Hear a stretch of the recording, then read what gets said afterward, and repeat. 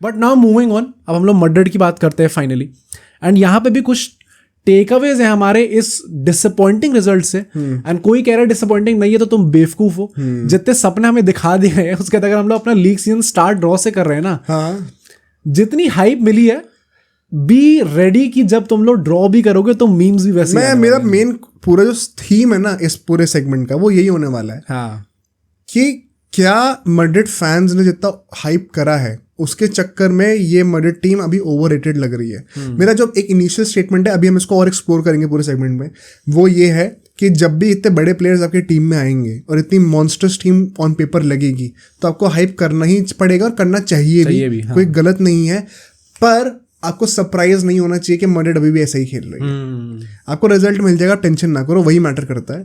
But अगर आप सोच रहे थे कि एम्बापे के आने से और ये front three dynamic front three बनने से आपके जो है जमीन आसमान का फर्क हो जाएगा कि भाई 80% पोजीशन है, 15-20 शॉट ऑन टारगेट है फर्स्ट हाफ के अंदर, वो नहीं होने वाला भाई। मैड्रिड का सेंस नहीं जाने वाला।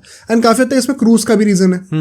बट अगर आप कह रहे हो कि भाई मैड्रिड को ओवर हाइप कर दिया गया है, तो हाँ मतलब ऑन पेपर जो है उसके हिसाब से नहीं, बट ऑन फील्ड जो आएगा उसके हिसाब से हाँ। ऐसा नहीं होने वाला कि मैड्रिड जो है वो भाई एज आई सेड सारी चीजें वही रेडी कर रही है, दूसरी टीम भी खेलने के लिए हुई है। और मैं इसलिए यही कहूंगा कि कोई मैड्रिड फैन अगर बहुत दुखी हो गया इससे तो वो भी मतलब इतना कोई पॉइंट नहीं है भाई। एंड कोई अगर ओपोनेंट फैन बहुत खुश हो गया इससे तो उसका पॉइंट नहीं है, क्योंकि आगे जाके चीजें डिफरेंट हो सकती हैं। बट स्टार्ट हम लोग इससे करते हैं कि पहली जो ऑब्जर्वेशन थी वो ये थी कि लाइनअप डिट्टो सेम था, पूरा सिस्टम डिट्टो सेम था।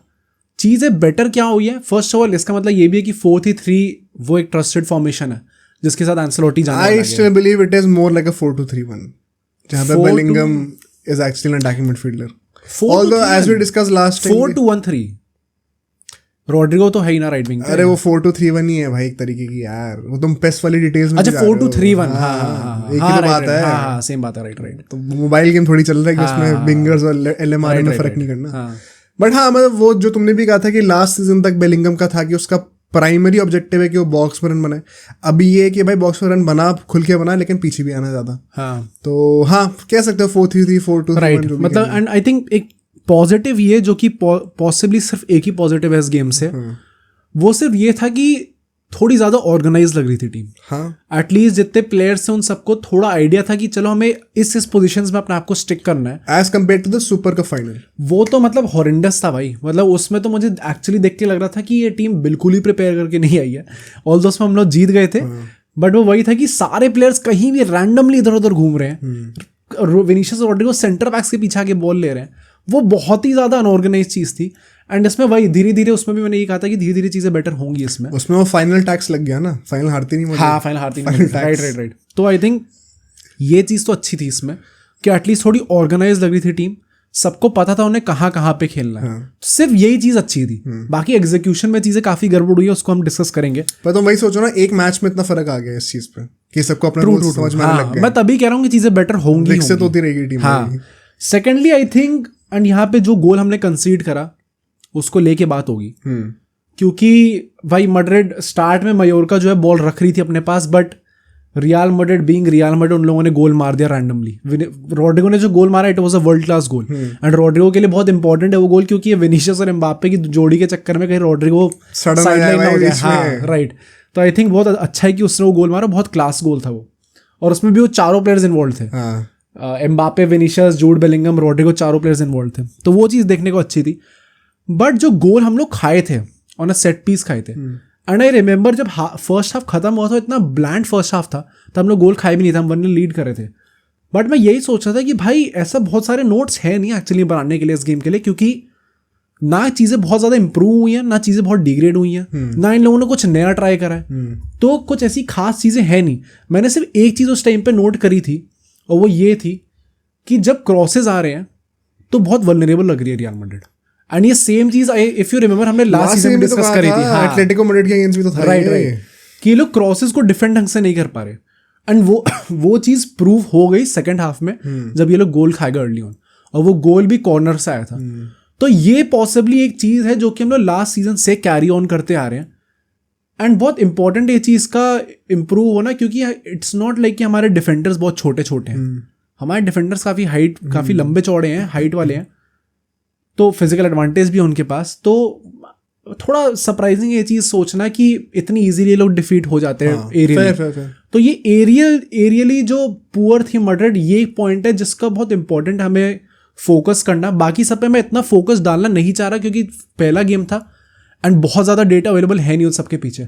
बट ये जो चीज़ इसके पीछे काफ़ी डेटा अवेलेबल है, काफ़ी सैम्पल साइज है जिसको लेके आप कह सकते हो हाँ ये एक चीज़ है एक साल से ऊपर हो गया, हाँ जिसको आपको बेटर करना चाहिए। तो आई थिंक वो पॉइंट था।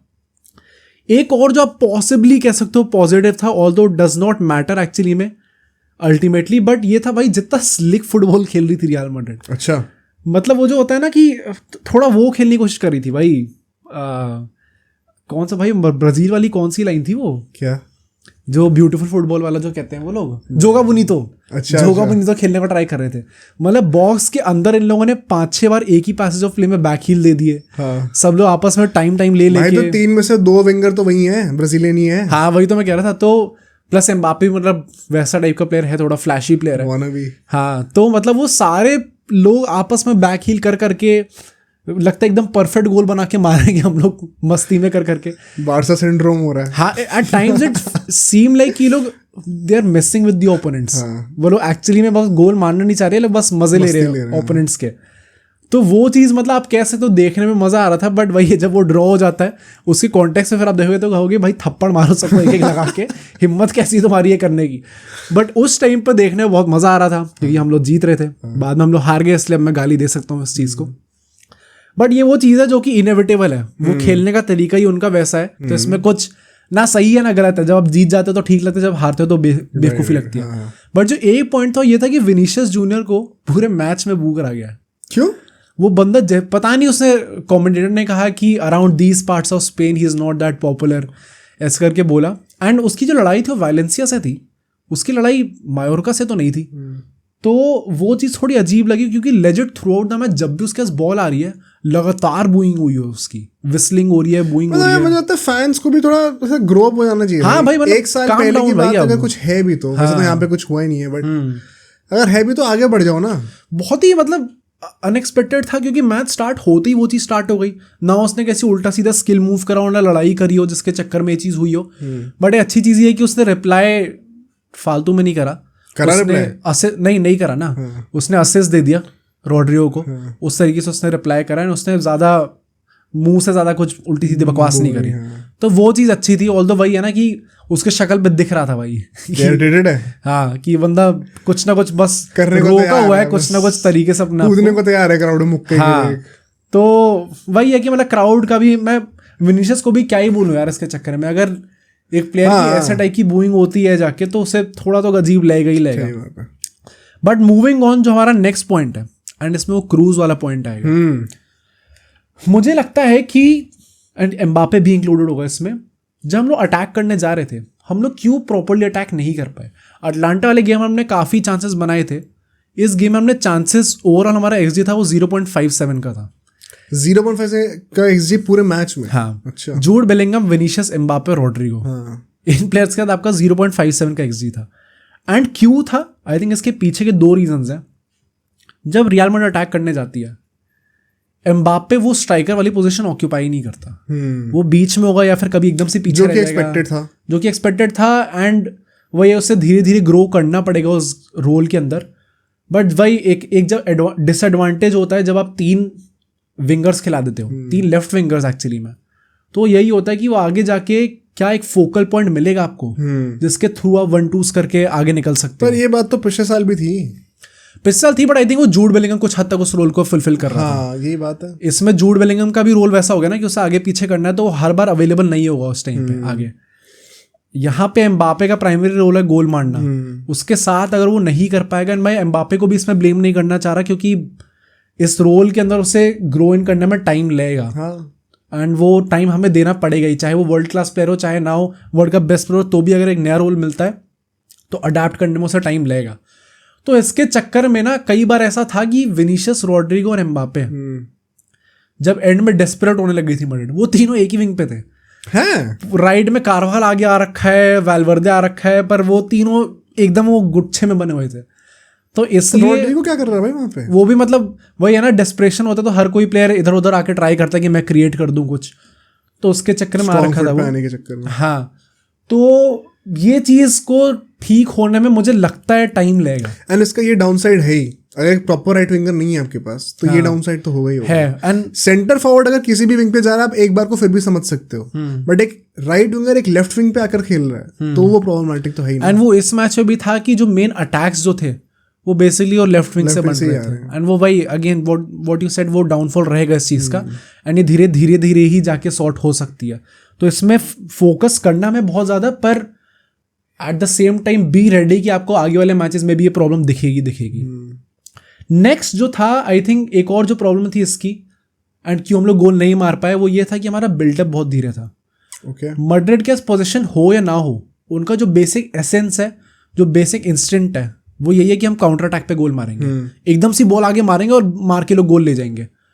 बट बिल्डअप इतना स्लो हो गया था, एंड वो क्यों हुआ था? क्योंकि मेरे दिमाग में यही चीज़ आई थी कि किसी कॉमेंटेटर ने कहा था कि, एंड वो उसने बारसा के रेफरेंस में कहा था, किसी बारसा में उनको गुस्सा होने की जरूरत नहीं है इसमें, मैं बस एग्जाम्पल के लिए कह रहा हूँ कि बारसा जो चीज़ 4-5 पासेस में करती है वो क्रूज 1 पास में कर सकता है।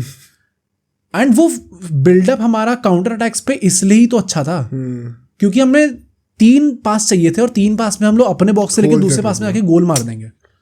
तो आई थिंक वो बिल्डअप इतना स्लो हो गया था ना कि मायोर्का के पास पूरा टाइम था दुनिया भर का कि हम लोग प्लेयर्स पीछे ले आए और उसके बाद हम लोग डिफेंड कर सके प्रॉपर्ली। तो कैसे रिप्लेस करोगे क्रूज को फिर? मैं वही कहता हूँ कि इस टाइम पे क्रूज का रिप्लेसमेंट है नहीं, एंड जो पूरा सिस्टम है ना मैड्रिड का मिडफील्ड का एटलीस्ट वो पूरा चेंज ही करना पड़ेगा। क्या होगा? मतलब बेसिकली इन सब प्लेयर्स को अगर हम लोग अपने अपने रोल में डालें, पहले तो भाई वैल्वर्दे ने अपने बाल भी रंग लिए हैं और उसका नंबर 8 भी है, फिजिक भी थोड़ी वैसी है, तो मेरे को ऊपर से देख के लगा कि ये क्रूज कहाँ से आ गया भाई। बट मुझे लगता है वैल्वर्दे एग्जैक्टली कोई वैसा प्लेयर है नहीं इस टीम के अंदर जो कि वैसे पासेस निकाल सके या वो रोल एग्जैक्टली खेल सके। आई थिंक मिडफील्ड और अटैक का इसमें दोनों का कॉम्बिनेशन आना पड़ेगा क्योंकि सिर्फ मिडफील्ड नहीं संभाल सकती उस चीज़ को। भाई मैं तो जेन्युइनली बिलीव करता हूँ कि इनको एक 4-4-2 पे जाना चाहिए। It also solves the problem of Rodrygo on the right wing. आप चाहो तो विनीशियस एंड एम्बापे को सेंटर फॉरवर्ड बना दो, लेफ्ट विंग पे एलएम के रोल पे रॉड्रिगो को डाल दो, आरएम के रोल पे वैल्वर्दे खेल ही सकता है, बीच में बेलिंगम और चुआमेनी खेल ही रहे हैं, या फिर विनीशियस को एलएम बना दो, रॉड्रिगो को सेंटर फॉरवर्ड बना दो, जो मन करो। ओके, आई थिंक वो बहुत हद तक ये प्रॉब्लम को सॉल्व कर देगा। अगर रॉड्रिगो को अल्टीमेटली लेफ्ट विंग पर आना ही पड़ रहा है डिस्परेशन में, तो सच 4-4-2 खेला और ट्रांजिशन से भी ज़्यादा क्विकर होगा, आपको ज़्यादा जो ओरिजिनल स्टाइल है आपका उसमें भी आप सूट करोगे। 4-4-3 is not exactly that Madrid like. मतलब मुझे लगता है कि अगर ये चीज़ कर देंगे तो भी वो सॉल्व इसलिए नहीं होगा क्योंकि मेन जो प्रॉब्लम है वो बस वो पास वाली है कि वो कौन बंदा होगा जो वैसे पास निकाल सकता है जल्दी, एंड इस टाइम पे कोई वैसा प्लेयर है नहीं। तो मतलब आई एम नॉट श्योर कि 4-4-2 कर भी देंगे तो उससे प्रॉब्लम सॉल्व हो जाएगी। आई थिंक इस टाइम पे जितने प्लेयर्स हैं ना वो एकदम वो वर्क हॉर्स वाले प्लेयर्स हैं कि सब लोग भाई ताबड़ तोड़ प्लेयर्स हैं, भाग देंगे, भाग लेंगे, दौड़ लेंगे, कुछ भी कर लेंगे, फिजिकल प्लेयर्स हैं। उसके चक्कर में एट टाइम्स ऐसा लगता है, देन अगेन ये पहला मैच है इसलिए बहुत ज़्यादा कंक्लूजन ड्रॉ करने की जरूरत नहीं है, बट एट टाइम्स ऐसा लगता है कि वो क्रिएटिविटी जो होती है ना कम है थोड़ी, वो कभी कभी लैक करते हैं वो लोग। एंड इसलिए बाद में लोग मॉड्रिच लेके आए थे। मॉड्रिच को मैं नेक्स्ट पॉइंट में डिस्कस करूंगा, यार हॉरेंडस गेम भाई, अच्छा बहुत गंदा गेम गया उसका, बट कभी कभी लगता है वो क्रिएटिविटी लैक करते हैं। एंड जूड बेलिंगम का भी एग्जैक्टली वैसा रोल है नहीं, उसका लिंकअप वाला रोल है। वो ऐसा नहीं कि वो एक गजबी पास निकाल देगा। मैं नहीं कह रहा इनमें से प्लेयर्स पास नहीं निकाल सकते, बट वो पास निकालने की कितनी प्रोबेबिलिटी है, कितनी फ्रीक्वेंटली वो पास निकालेंगे, वो चीज़ कम है, क्रूज से काफी कम, बहुत कम है। तो इसलिए अटैक और मिडफील्ड इन दोनों का आपस में लिंकअप बेटर होगा तो ही ये टीम एज अ टीम आगे जा सकती है। एम्बापे और इन सब का विनीशियस रॉड्रिगो बेस्ट भी तभी निकल पाया। हाँ, जब ये इन्वॉल्व होंगे प्रॉपर्ली। तो वही क्रूज की इतनी ज्यादा महत्व था टीम के अंदर जो कि ओवर द इयर्स कितने लोगों ने अंडरमाइन करते आए कि जब वो अब गया तो सबको पता है कि मतलब आपके 6 प्लेयर्स को बेसिकली आपस में जोड़ के वो चीज करनी पर मैं फिर भी अभी भी कहूंगा मैं एज अ बारसा फैन की लोगों को ज्यादा रिएक्शन होने की जरूरत ही नहीं है भाई। 1-2 मैचेस हुए हैं अभी, कोई बड़ी बात नहीं है कि कोई नया बंदा आके स्टेप अप कर जाएगा मैड्रिड के लिए, या फिर कोई भी बंदा स्टेप अप नहीं कर पाता और ये लोग फिर भी एक तरीका निकाल के जीत जाते हैं। डेफिनेटली कोई बड़ी बात नहीं होगी। एंड फाइनली जो मेरा पॉइंट था वो ये था कि जो सब्स्टिट्यूशंस थे जिसमें मॉड्रिच अल्टीमेटली आता है, बाद में आखिरी के 3 मिनट में एंसेलोटी लेके आता है ब्राहिम डियास और आर्दा गुलर को और लूकास वास्केस को। भाई बहुत लेट कर दिए सब्स्टिट्यूशंस। अच्छा, ये गेम मतलब इतना लंबा जाना चाहिए नहीं था। अगर गोल नहीं मार पा रहे चलो, तो ठीक है भाई, क्वालिटी ऑन द बेंच इसलिए ही तो इतनी इंपॉर्टेंट है कि आप नए प्लेयर्स लाओगे तो एक वो डिफरेंट चीज लेके ला सकते हैं। ये जो पास वाली प्रॉब्लम आ रही थी, क्या अर्दा गुलर सॉल्व नहीं कर सकता था ये चीज? एटलीस्ट ट्रस्ट शो तो करो। एंड मैं ये नहीं कह रहा ट्रस्ट शो नहीं कर रहा वो, बट इस मैच को हारने का आई थिंक मेन रीजन ये था कि हम लोगों ने ड्रॉ हुआ, सॉरी राइट हार लग रही है कि इन लोगों ने सब्स्टिट्यूशंस प्रॉपर नहीं करे। अगर जल्दी कर दिए होते तो गेम बहुत आसानी से बदल सकता था। एंड द फाइनल पॉइंट है इससे रिलेटेड, वो है मॉडरिच पे, जिसमें मैं कह रहा था मॉडरिच का बहुत गंदा गेम गया है। मतलब वो जब गेम के अंदर आया तो सब उससे एक्सपेक्ट वही कर रहे थे कि ये पासेस निकाल सकता है, क्रिएटिविटी लेके आएगा। उसके बॉल जितनी आराम से इंटरसेप्ट करी है लोगों ने, जितने मिसप्लेस करे उसने पासेस, एंड वर्क रेट तो मैं उस पागलों वाले लेवल का एक्सपेक्ट करूंगा नहीं उससे, क्योंकि ऑब्वियसली एज हो चुकी है उसकी। तो गेम उसका काफी गंदा गया था। This is what we expect now. हाँ, and over the last 1 year उसका गेम डाउन गया है। यूरो में भी हमने देखा था, कोई बड़ी बात नहीं कि जब वो मैटर करेंगे ना मोमेंट्स, तब वो डिफरेंस क्रिएट करेगा। हाँ, पर जो जनरल गेम्स है सीजन के, हाँ, हर बार नहीं चलने वाला। राइट, तो एंड इसलिए आई थिंक एक्सपेक्टेशन सही रखना जरूरी है एंड क्रिटिसिज्म सही रखना जरूरी है। अगर कोई इस चीज को कह भी रहा है ना कि भाई मॉडरिच वो वैसा बंदा नहीं है जो day in day out perform कर पाए, हाँ, तो सही बात है भाई, इसमें कोई ऑफेंस नहीं की जरूरत नहीं है किसी को। बट वही है कि हो सकता है कि एक्सपीरियंस जब मैटर करता हो, चैंपियंस लीग के लास्ट 10 मिनट बचे हो सकता है वो आके ट्रिवेला पास निकाल दे जिसमें गोल पड़ डिफरेंस हो जाए उससे। और इसीलिए ही ऐसा टाइप का रोल होना चाहिए उसका। मुझे बस गंदा ये लगा कि चलो Modric, I did not expect कि मॉडरिच ये लोग इतनी जल्दी लेके आएंगे। आई थॉट इससे पहले गाइज लाइक ब्राहीम डियाज़ या अर्दा गुलर ये लोग पहले आ जाएंगे, क्योंकि ज्यादा जरूरत थी उन प्लेयर्स। हो सकता है कि जीतने वाली पोजीशन पे होते तो ले आते। अभी यहाँ पे जीतना था इसलिए मॉडरिच को लेके आगे ट्रस्ट करने, एक्सपीरियंस का लेके, हाँ, ट्रस्ट करो। ऑल्दो वही है कि मतलब हिट एंड मिस होगा ये, एंड कभी वो चलेगा कभी नहीं चलेगा। शुरू हुआ सीजन है, किसी भी टीम को लेके ना सर पे चढ़ाओ ना क्रिटिकल हो जाता है। अभी 3-4 मैचेस होने दो। बट मेंडी को रेड कार्ड मिल गया, क्या नहीं सी कामाविंगा ना, लेफ्ट कामाविंगा भी इंजर हो गया ना, तो वो फिर अपना फ्रैंक गार्सिया आई थिंक देखने को मिलेगा नेक्स्ट मैच में। एंड वही काफी बेवकूफी का फाउल था उसका भी। आई थिंक वही है, सारे प्लेयर जब फ्रस्ट्रेट हो जाते हैं तो ऐसे टाइप के फाउल्स करते हैं। मेरा फर्स्ट रिएक्शन था कि भाई फॉर रेड कार्ड कैसे दे दिया इसने, और फिर जब मैंने वो देखा मुझे लगा फेयर ये काफी गंदा फाउल था एक्चुअली में। बट ठीक है यार, मतलब मैं उसको लेके इतना क्रिटिसाइज नहीं करूंगा। जब वो फ्रस्ट्रेशन डेवलप होता है तो प्लेयर्स ऐसे एक्ट करते ही करते हैं। कम से कम एक हफ्ते के लिए बारसा मैड्रिड के ऊपर तो है, बारसा मैड्रिड के ऊपर है। आई थिंक वही है ना कि एक अच्छा स्टार्ट मिला है हांसी फ्लिक के एरा को, और एम्बापे वाले का भी सब लोग चढ़े होंगे रियल मैड्रिड के पीछे। एंड मैं वही कहूंगा कि भाई take it as a man. अगर मीम्स आ रहे हैं तो take it as a man. जब आपने हाइप इतना ज्यादा करा है तो बी रेडी, जब वो चीज वर्कआउट नहीं करेगी तो मीम्स आप पे बहुत सारे एमिनेम के टाइम पे भी तो ये हुआ था। हाँ राइट, एम्बापे था। हाँ राइट, ठीक है, वो तो वो चीज आपको एक्सेप्ट करनी आनी चाहिए। अब सोचो अगर एक क्लिप इतनी बढ़िया थी तो पूरा का पूरा पॉडकास्ट कितना बढ़िया होगा। तो अगर आपको इसी क्लिप का पूरा पॉडकास्ट देखना है तो यहाँ पे क्लिक करिए, और अगर आपको ऐसे ही और क्लिप्स बिंज वॉच करनी है तो यहाँ पे क्लिक करिए।